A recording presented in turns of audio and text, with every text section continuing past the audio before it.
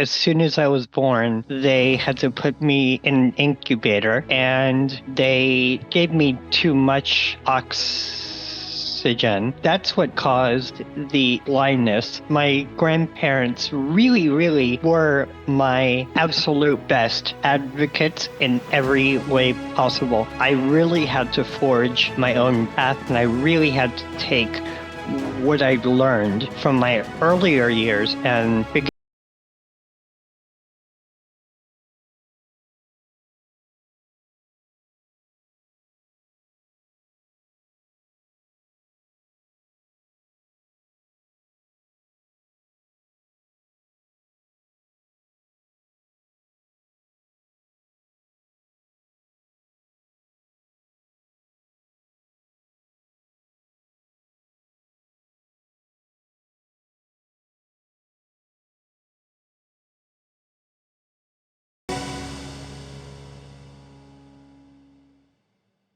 Welcome to Compassiviste Dialogues. I'm Ali Horiat. My goal hosting this show is to educate our audience about social and environmental global issues and how we can help. Today, I speak with author and activist Robert Kingett, an extraordinary force of resilience and courage about life from his unique perspective. Robert, first of all, welcome to the show. I want to start saying that you are, above all else, an inspiration to so many parts of my daily life, but I cannot find the right expression to convey your influence on me recently. So instead, I've asked you to come on the show so I can show my audience what I mean when I say Robert is a level beyond unlocking achievement. So I'm really excited and happy and grateful, for you being here. Before we begin the show and get into the details of what we're going to be talking about, we're going to start with a little context so people get to know you the way I got to know you. Please, let's start with telling the audience a little about yourself. Let's start at birth and tell me what happened there, and we'll lead in from there. Wow. So my birth has always been classified as a miracle. So I was a premature birth in Islip, New York. And according to my birth certificate, I was 6 ounces upon my birth. I always thought that was like a family tale, or like things that you tell around the campfire. And not really true. And then I got my birth certificate later on, and I and I realized, oh my God, it is actually true. Um, so I was 6 ounces, but this led to a lot of medical complications. So pretty much as soon as I was born, they had to put me in an incubator to stabilize me, and they gave me too much oxygen. So that's what caused the blindness. And I presume that's also what caused the cerebral palsy, but I don't have any concrete proof about this cerebral palsy. But from the knowledge I've learned, it seems to just kind of fit with how I was born in, and the incubator and the circumstances around that. Okay. And that's birth. And let's move on to you being raised by your grandparents. Yeah. So even though I was born in Islip, New York, my grandparents wanted to get me into a school uh, for the blind and the vision impaired. They Because of the incubator incident, I was going to be legally blind my whole life. And so they wanted me to have the best specialized education possible. So they moved to Florida because they heard that the school in Florida for the deaf and the blind was one of the best in the country. So they went to Florida, and so I lived with my grandparents up until I just couldn't anymore. So my grandmother, she suffered from a stroke, which left her paralyzed. And then my grandfather, he died of cirrhosis of the liver after my grandmother had the stroke. And she was also going through the early stages of dementia and Alzheimer's. So basically, it came to a point where I just could not live with them any longer. So I was moved into my mother's house, and it was such a contrast from my grandparents. My grandparents really they were my absolute best advocates in every way possible. They really encouraged me to learn, and they encouraged me to read, and they encouraged me to ask questions, like, you know, um, even if it's uncomfortable, uh, questions about the world and things, but we'll get to that later. So they really encouraged me. My grandfather, he was an engineer, and my grandmother, I never learned what she did as an occupation. Um, I just know her after she retired, but I never knew what she did as an occupation. But so my grandparents were like the best grandparents that you could possibly have. They really encouraged my creativity, my acquiring knowledge, my insatiable hunger for just questions and knowledge and more. So, um, however, that was a stark contrast to how I lived with my mother. So I moved in with my mother at about, I want to say 9 or 10 years old. I was very young. My mother, she suffered from a lot of addiction. She was, I mean, I know now that addiction is much more than just a choice.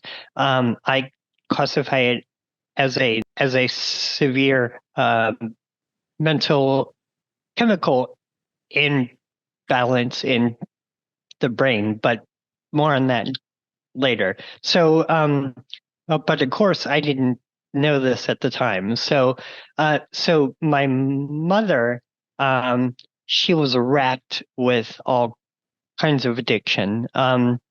She, um, she would be uh, verbally abusive to us, to me and my brother and sister. She would be physically abusive. She would just be neglectful. And so I really had to forge uh, my own path, and I really had to take what I learned from my earlier years and figure out just how to survive and how to get through the day. So we grew up extremely poor. So we just didn't have any money at all. So I would come to school with, clothes that were obviously worn down, shoes that were old, and just more. There was just a constant tornado of fear and anger and uncertainty. And so school was my respite. I cannot express how much school was a just a reprieve and a respite for me. I loved school. I also loved to read as well because reading was an escape for me at the time. It was also a really fun way to learn about knowledge and things, but I used it more as an escape rather than knowledge acquisition. But I dove very, very heavily into reading, and because I had a speech disability and have a speech disability now, so along with the reading came this fledgling writing ability that just kept growing and growing, and so I used my writing ability to say what I really could not say verbally. So combined with those two facets of my life, reading and writing was a huge part of my life through the domestic violence and the abuse and more. Okay. And going into that, about writing and reading and that being an escape for you and how much, it did for you, you actually started a newspaper at your school. And that's how much writing and reading and that meant to you. And so we're going to get into how this became really a healing mechanism and a form of expression for you so that you can, just go beyond any limitations that you sought and any issues that you had and any grievances from home and the change of scenery from, a loving space with your grandparents in your school and now a very different atmosphere. So tell me a little bit about how that newspaper impacted your future. So because I am so literary, I strongly think it was foreshadowing for my future. So I started the newspaper because my sister came home one day and she had a school newspaper and she was reading it. I don't remember what it was called at the time, but I asked her, I'm like, hey, who helps you put on your school newspaper? And she said that she didn't know because she wasn't on it. She wasn't artsy like me, but she did enjoy reading her school newspaper. So that kind of got me thinking about, well, why doesn't my school have one? Like, surely the school can afford it. And surely we do have the staff to help us facilitate this source of knowledge that nobody was getting. So the newspaper paper actually got off a very, very rocky start. There wasn't a lot of people that were really keen on it. But I mean, I'm happy to say that things eventually took off, and now the paper is long beyond uh, what I did initially. So now the school has journalism classes for high school students that want to work on the paper and more. So the paper went far beyond my wildest dreams, and now it's in a whole new generation's hands. So that's super cool. But for me, that really, it just hit home that this is what I want to do. I want to write and tell stories and tell other people's stories.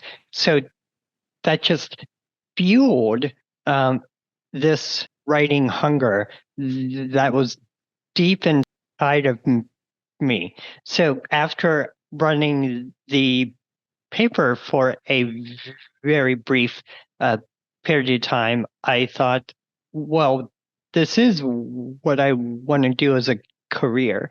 So I just saw a goal and I set my sights on it. I was going to become an author or journalist. So one of those two things. Now I'm an author, but we're going to get there.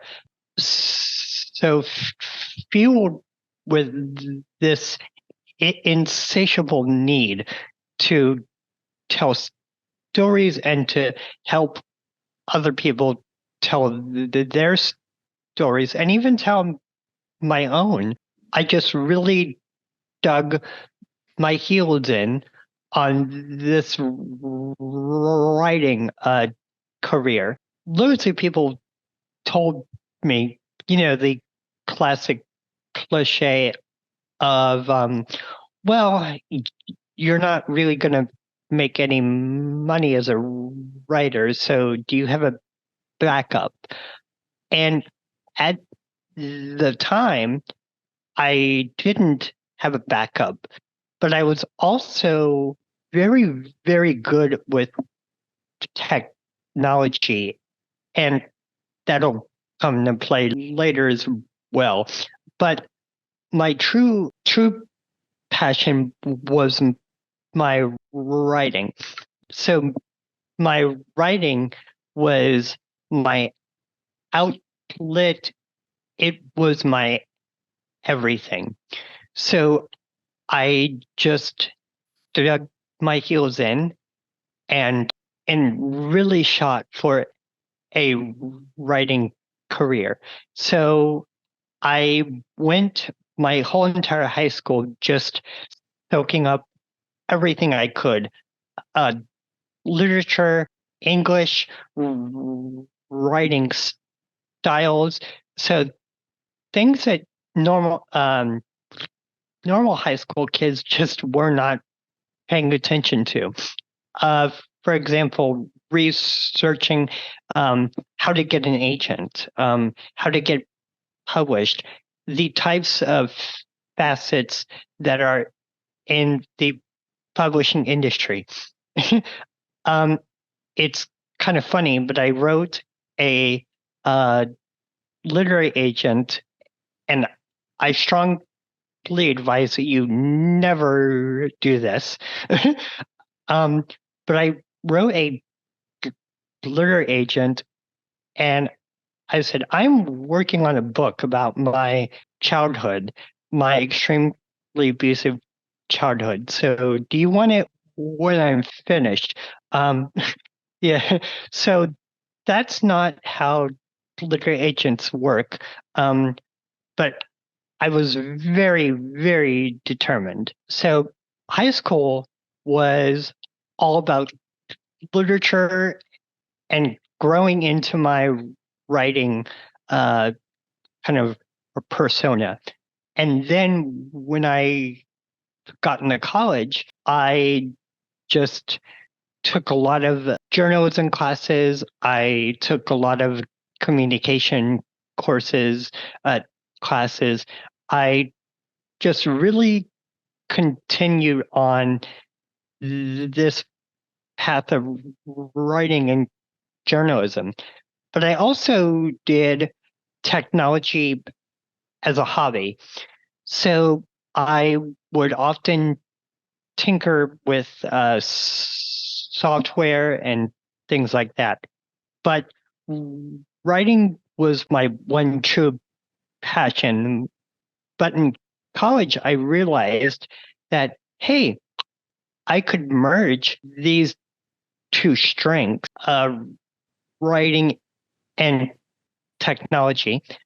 And I could also start a blog and then just write about all kinds of things. And then whoever wants it, or whoever likes it, will read it and they'll come back for more. But due to a lot of factors, I eventually had to drop out of college because I just wasn't making enough money to keep going to college. College here in the US, it is really, really expensive. And if you're disabled or marginalized in any way, that expense triples in ways that you couldn't possibly know just from high school. So, due to a slew of factors, I eventually had to drop out of college. But I learned that, hey, there are loads of places that will take interns or people that want to gain work experience. So I just started writing to these local papers, and I eventually got an internship or quite a few internships, and that's how I got my work experience as a journalist. I realized that, hey, I actually don't need a piece of paper to say that I've acquired these skills and the knowledge to do this.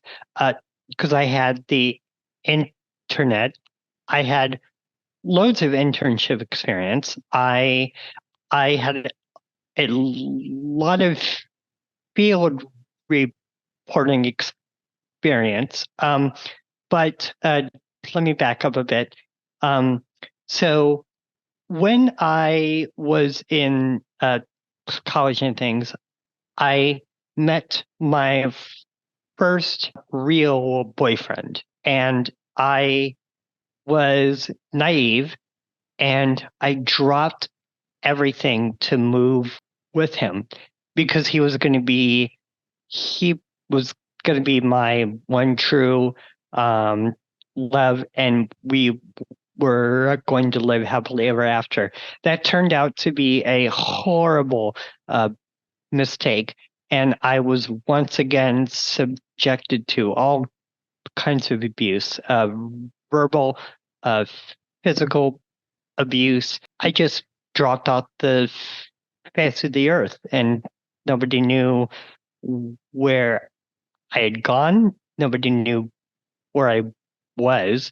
But I was extremely determined to, I guess you could say, I was chasing after love so vehemently that I was chasing after love with rose tinted glasses. So I really wanted that love that I never really received at my mother's house. So I was smitten early on. I moved to his place. Things got to be horribly abusive. I managed to escape to Chicago, where I'm at the time of this recording. But after I got to Chicago, I really dove head first into my career because I didn't want to go through that uh, hurt and that pain again to trust a person and then they turn around and they hurt me really badly. So I dove into my career. So that's where all the internship experience came from because I didn't have anything else to do.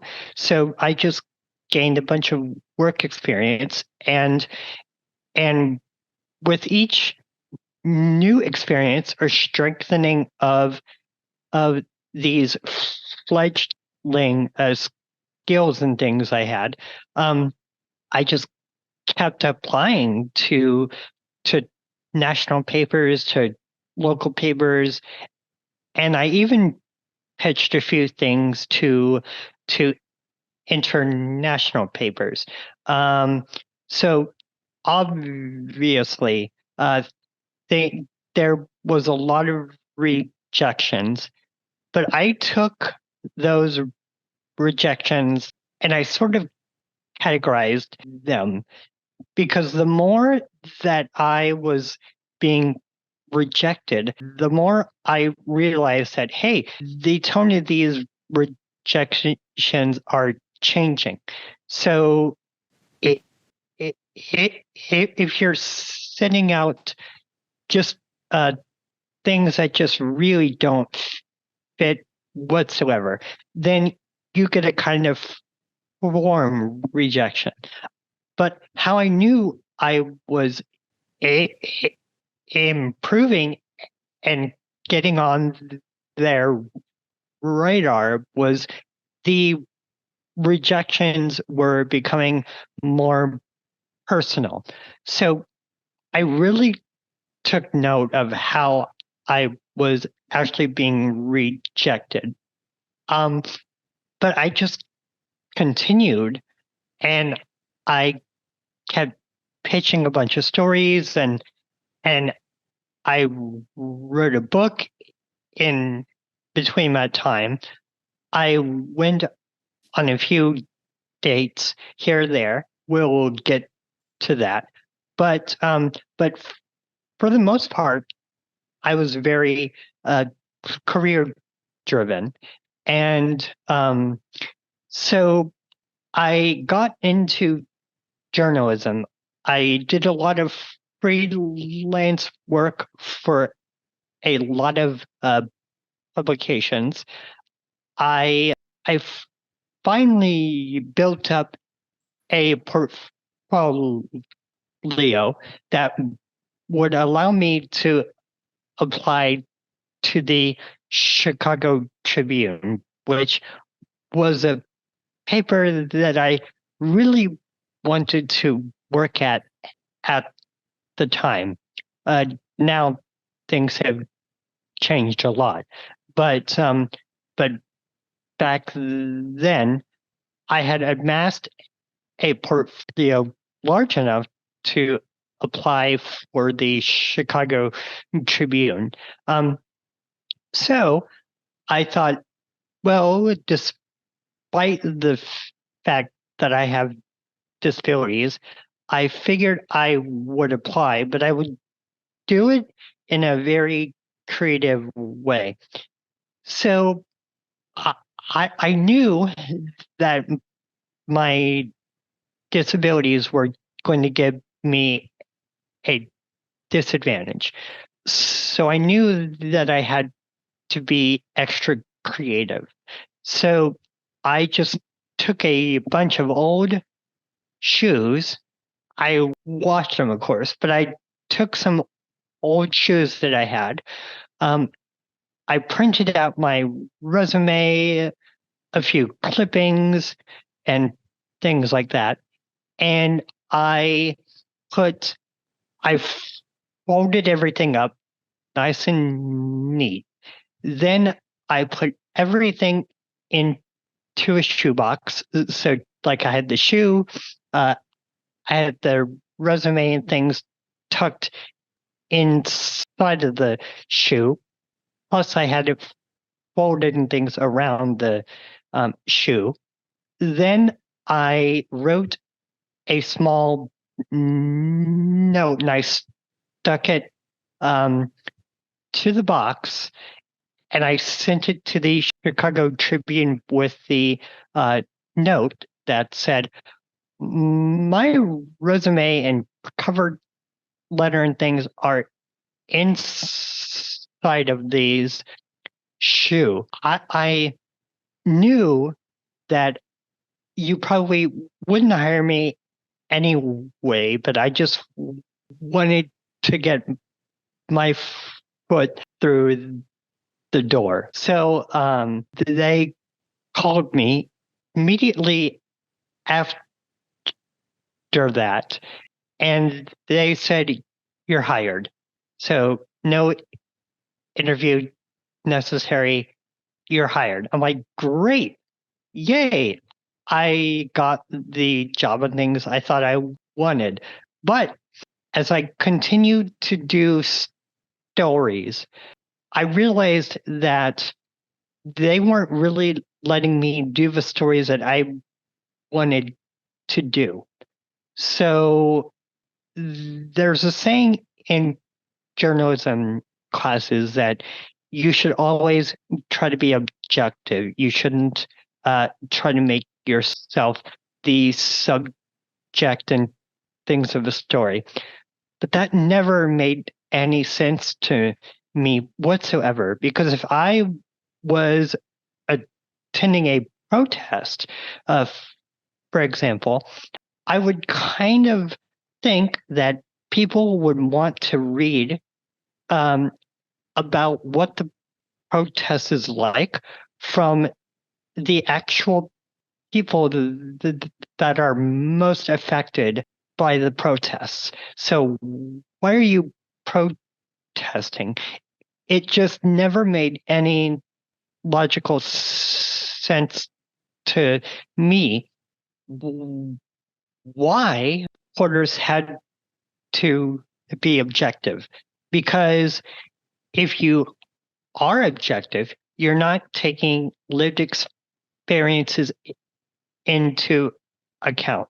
So, for example, if I were to attend a disability protest, I am automatically going to be a much more nuanced reporter than someone that is just looking at it from the outside. So when I say nuance, I don't mean impartial. It means that I will have knowledge that the outside reporter does not. But the Chicago Tribune's editorial style wasn't really suiting me.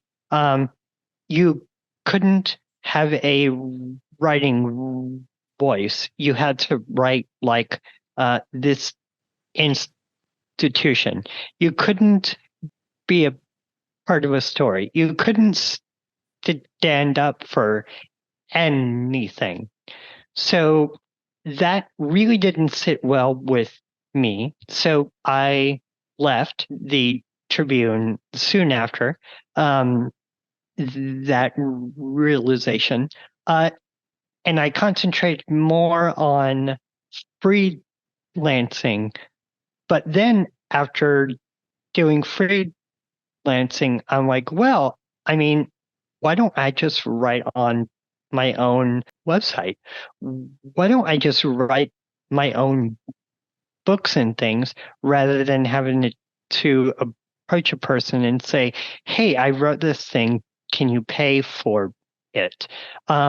So I like writing fiction more than nonfiction, but I have a very distinct voice regardless. So it seemed to not really matter what genre I wrote in. I just had a very, very strong voice. I just needed to get out.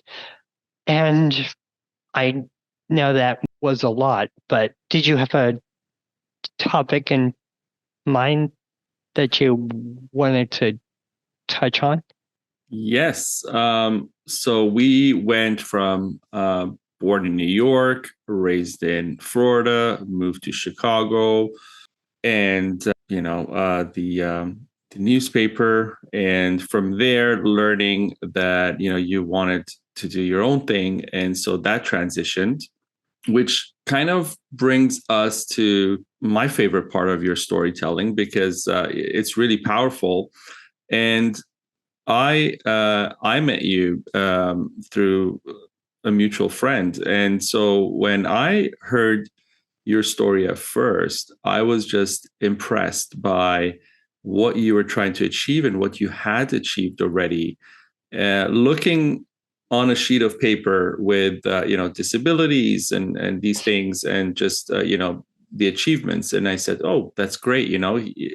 This person is doing something," and so we had a first conversation, and in that conversation so much was unpacked that it just I was like, wow, there's so much more here than just a person who is legally blind and is doing what they're doing. There's just so much more. And so we started talking about your books, we started talking about your personal life, your public life, and I learned so much about that. And in fact, it's that conversation that led us to bringing you onto Compassiviste and publishing your book. With Compassiviste Publishing, which I'll let you speak about in a minute. But before we get into that, there were many revelations for me in a sense because I don't know too many people who think about this, but when you started talking to me about how you're a gamer, and then when you started telling me about your relationships as a gay person and writing about them, and so many different aspects of your life, I was fascinated because I thought to myself, wait, Robert's legally blind, and I don't know so too much about gaming or how the blind function in that space. So to me it was just something that I never thought about because I'm not a gamer, but it was a part of the story that was amazing. And then another part was, wait, how did Robert come into his sexuality in the sense of his choices, his preferences, and his dating, and how does that work? How does that life happen for him? And so all these questions came up, right? And so we started talking, and I started learning and all of that. But what I want to get into before the books is, tell me a little about that. Tell the audience a little about how gaming works for you, how dating works for you, and your personal life a little bit, because it's really exciting. Yeah, sure. So in my personal life, I read a heck of a lot. So I'm also like huge into media uh media consumption in general. But so to make a few distinctions. So when I was growing up, I was legally blind. Now I'm actually totally blind. Um, that happened on my birthday when I was in my late 20s. I just I just woke up on my birthday and I hopped in the shower, and when I got in the shower I could see out of one eye. But then when I got out of the shower, the lights were just totally off. I couldn't see at all. I thought that we were having a strange power outage or something, but I was actually having a glaucoma attack. So I didn't know this at the time, but I but that would be my last days of having any kind of sight. So when I was legally blind, this is going to sound strange to a lot of people, but I um, am a white male for the people that are listening and who maybe can't see the screen. So I'm a white male. So growing up, everything was about contrast for me. So growing up, I just gravitated to more contrasts. So if you had a lighter sort of skin tone, like American European or something of that nature, I could not see you as well as someone with more melanin in their skin. So I gravitated to people with darker skin tones because I couldn't see Europeans as well as others. So, and I know that sounds totally strange, but but it made sense to me at the time. Um, but of course, I gravitated to voices, to the timbre of someone's voice. I had um, very pinpointed voice styles that I really liked. So I gravitated to those kind of voices more so than others. So for me, it was largely about voice and vocal distinctions rather than more so the visual components. The visual components were just kind of like a just a nice thing to kind of take notice of. But I focused more on personalities, on what they like to do, because even though I could see them when I got really close to them or something, looks and things really didn't. It really didn't factor into pretty much. It, it really didn't factor into my overall decision making process. So I gravitated to people that were very expressive, that just didn't hold anything back, that were very communicative. Now, my shallow attractions were I was very, I just have a thing for hands. I just like people with large or huge hands. So that's pretty much the most shallow, the most shallow aspect of my attractions that you could possibly come to. But I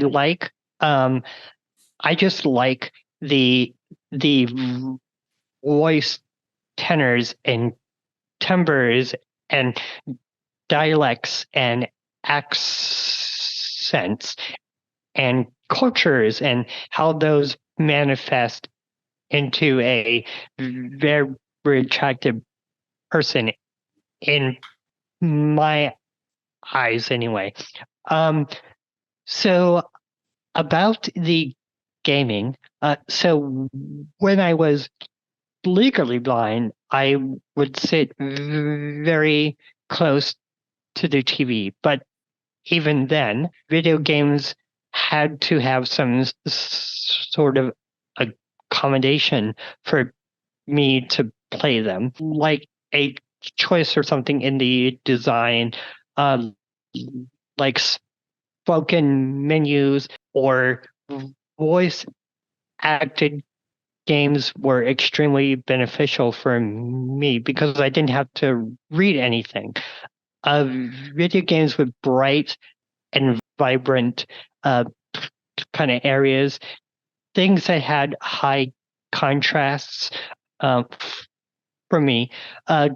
Turn-based games were very good for me because I didn't have to struggle with my cerebral palsy to do a quick time event or or a sequence of button presses. So so but after losing my vision, uh, video games are still a quite a prevalence in my life. Now it's more of a co-op uh, kind of situation. So this might sound strange, but this is yet another way of bonding with others and really getting a sense of how they view things is how they is observing them as they're helping me play video games. How do they help me? Are they do they take charge? Are they kind of an alpha male, or do they let me take the lead? Do they give me hints or suggestions, or do they just tell me how to get there? So, so video games have become a much more cooperative uh, thing. Now I'm totally blind, but but also video games have become much more accessible to the blind and the visually impaired. For example, there is a video game with no visuals. So the sighted player has to learn how to navigate in a world where they can't see the characters or um, they can't use their vision to get around. I it's the title of the game is not coming to me at the moment, but um it's for PC and Xbox. Forza Motorsports has rumble vibrations that I can home into while I'm driving. There's a lot of audio cues that help me to position myself and things on the track. There's just a lot of accommodations for players like me that are blind, but for the most part, um, it's a very cooperative experience. So me and a person will hop on a console voice chat, and then we will go through the game together. Or if someone lives in my neighborhood, then I invite them over for a gaming session, and I will say, "Hey, do you want to help me through this level or this game or something?" And they'll say yes. Then I'll say jokingly that great. And you have to make me dinner. So yeah, so you get you get two things for the price of one. But yeah, so there's that whole thing. But that's basically how I play video games. Robert, amazing. Yeah, I would have never thought about all of that about gaming, and the dating part is fascinating because in a sense you're actually doing what all of us want to do, is look beyond the physical and try to have substance in our relationships and try to have some meaning that is deeper and more sustainable in a sense than just the physical attraction, because many people can tell you that only lasts for a very very short period of time before it becomes the norm. But the engagement in a sense, the mental engagement is what keeps you going. It's kind of like the spark that just keeps the flare going. And so I think in a sense you have a much deeper insight into your relationships because you look at them in that way. You look at them in the sense of what is this person bringing to the table beyond the physical, right? What is the long term of this relationship at alongside having big hands? Not only that, but like, how do they view the world? How do they see the world? So my focus is, you're correct, it is 100% more so about the core of who they are rather than what they look like. I focus more on things like, how do they communicate? What kinds of things do they enjoy? Why do they enjoy it? And things like that. Exactly. And I think that's something that the majority of people struggle with in the world, even when they think they found that person. There's a high rate of divorce and separations and all those things globally. So you're kind of left to think many people are not making the right choices, or they're not understanding how to make the right choices. And maybe they're their choices are blurred in a sense because they can't pick beyond the physical and beyond the ways that we are constantly nurtured to view people and to value people. And so with that, I want to get into your activism, so to speak, because a lot of what you were talking about is, in a sense, an activist perspective of life. I mean, when you said you saw your sister reading her school paper and you said, hey, we don't have that, and the school can afford it, and we should have it, and I can express myself. And you went in and did that. You went in and pitched for it, and you went in and got it started. And when you wanted to get that job in Chicago, you went for it, and other things as well. And you expressed yourself, and then you had your blog and your website, and you continuously tried to push for that and express yourself and educate people on a lot of things that you talk about, you write about, and you do on an everyday basis. And just the resilience of it all is something that is activist in and of itself.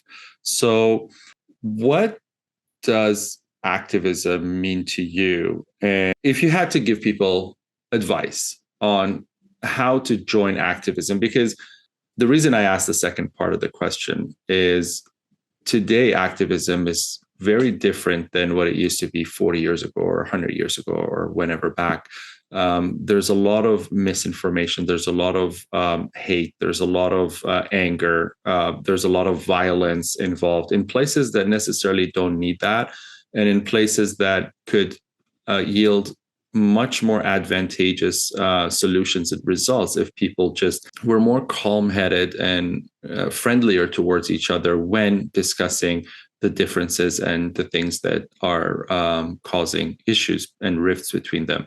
So from your perspective, from the way you've kind of designed your activism and learned it and sculpted it as you grew up and changed along your life, what does activism look like? So this is a fantastic question. So for me, my activism outlook has changed. I now truly think that empathy and love are some of the best forms of activism that you could possibly have. That and also art. Art is the best way to advocate for ideas or concepts. It is the best way to teach someone without having them feel defensive or feel like they're they're lackluster and they're never going to get it. So why should they even try? So art truly, truly, truly is the best way to get people really paying attention to you. I just don't think that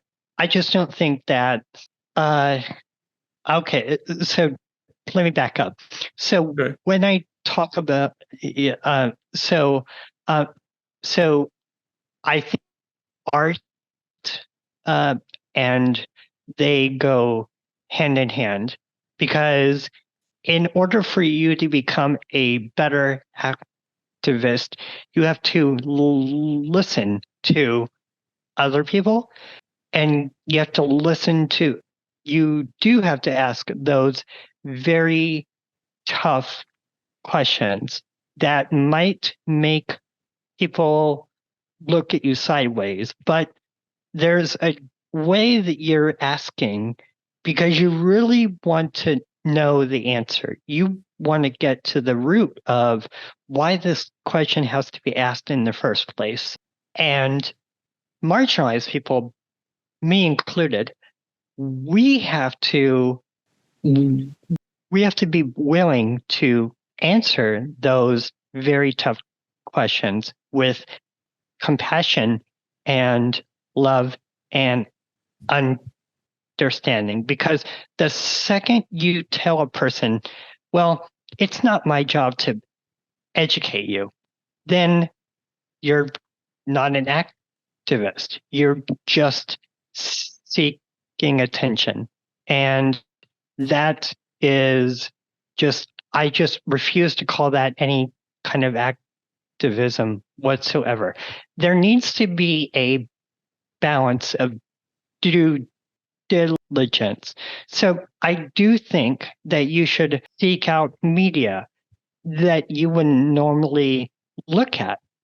But if you have a question, I think you should have a circle of people that love you and you love them, where there is no guardrails. They can ask you any kind of question, even if it's an ignorant question, or even if it's an uncomfortable question. You need to ask those very tough questions, and we, uh, marginalized people, need to answer those very tough questions, because if we don't answer them, express my vehement disdain for social media activism. I well, not necessarily social media activism, because for disabled individuals, viable tool that you can use to talk to people.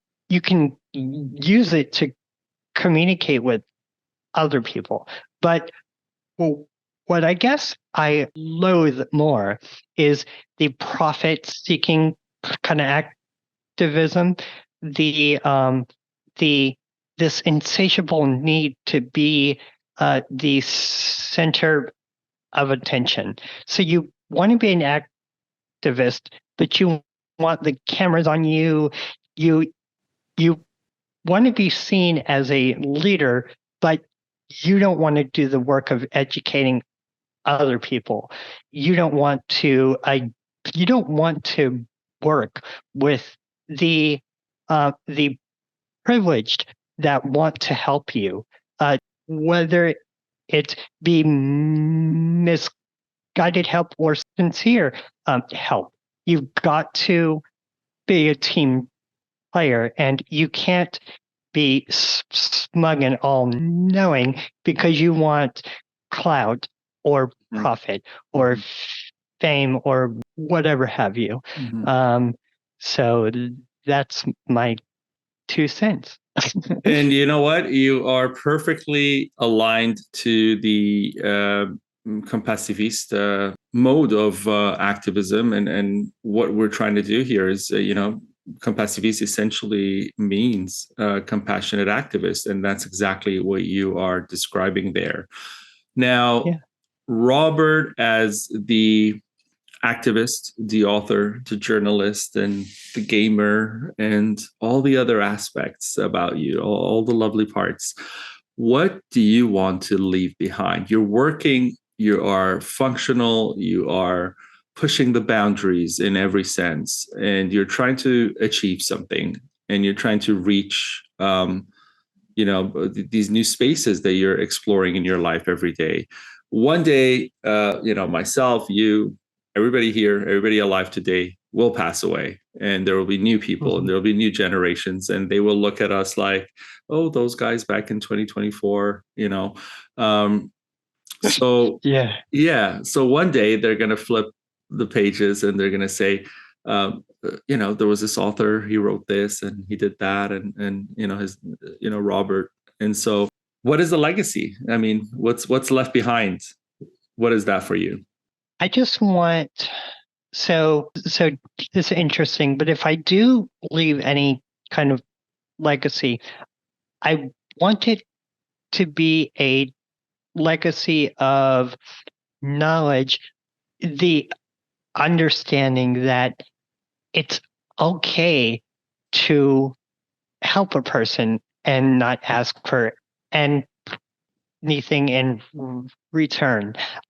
If I did have a legacy, I want a legacy of love and empathy. I want people to love each other across cultures, racial boundaries, able to boundaries or orientations, cultures, just everything. I just want more people to have empathy for each other, genuine kind of empathy, and not empathy to get clout or something.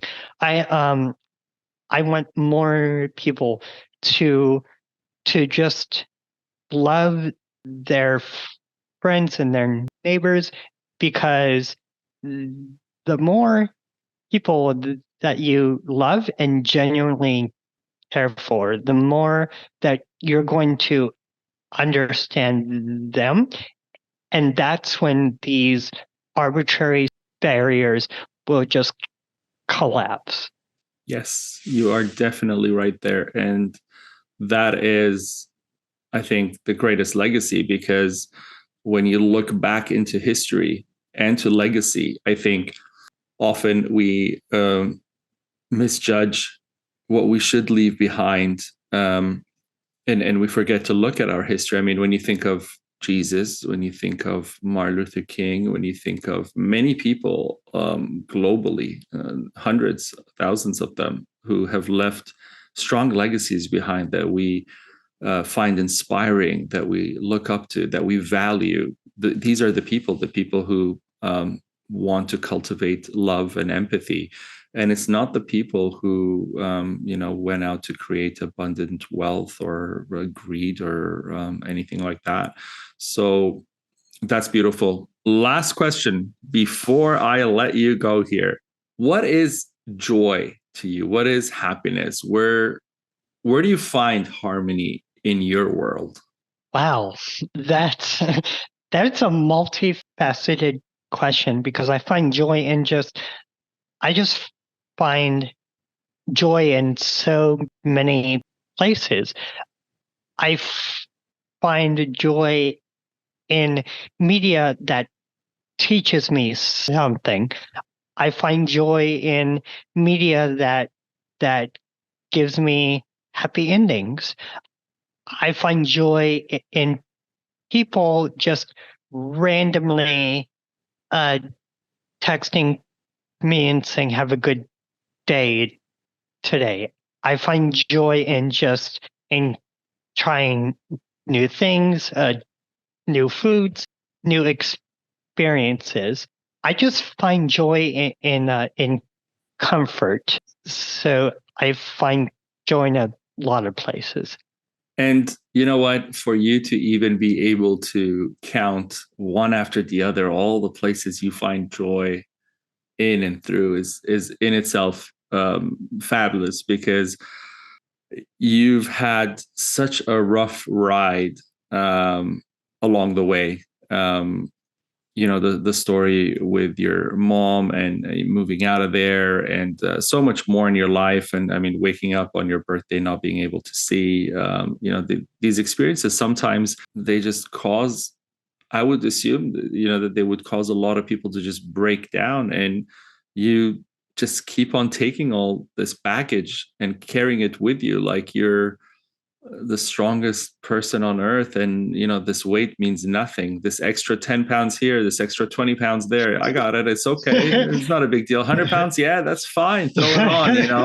And it doesn't phase you. And that is beautiful, because we're supposed to have limits, right? As humans, we're supposed to have limits on our strength. We're supposed to have these limits that say, hey, I can bench press X amount, and another person who's a little stronger can bench press a little more. But there will come a weight at which no human can bench press. And for me, you are surpassing these natural weights that we have placed on the bench press. So I'm standing there at the gym with everybody else watching you on the bench press and thinking, this is not real. Like, something must be wrong here. So the labels must be wrong on the weights, or we're going to come and test the weights and see if it's actual. So it's amazing that you you're happy, you're smiling, you're going out there, and you're doing all of this. We are going to be publishing your book. I'm going to give you that media 30-second pitch to tell people why they should read your book and what is so special and amazing about this book. We loved it. We all read it. Everybody at Compassiviste Publishing was, floored with the book. Is really genuine, and there's nothing like it right now out there. So, when I picked it up, I said, wow, this is so out of the ordinary. I've never seen somebody put this perspective into the work. So tell people what your book's about. Title, it's at compassivistepublishing.com. So we know that. But other than that, what do you want to tell the audience? The book, it's a glimpse of what dating is like through the point of view of a blind man. So it'll give you a very, very solid understanding of what I have to go through and what others have to go through in similar experiences when they're meeting a new person or going on a date. So it's a very unique window into an aspect of the world that many people don't get to see. Okay. And just so people know, it is written with an air of, an uplifting mood, and it's got some laughter in there too. So it's really fascinating. I know a lot of people are going to read this. Robert, thank you for taking the time to speak on Compassiviste Dialogues. To our audience, check Robert's new book at Compassiviste Publishing. Until next time, I'm Ali Horiat. Like and subscribe to our channel to stay informed on world social issues and how we are going to help together. Thank you.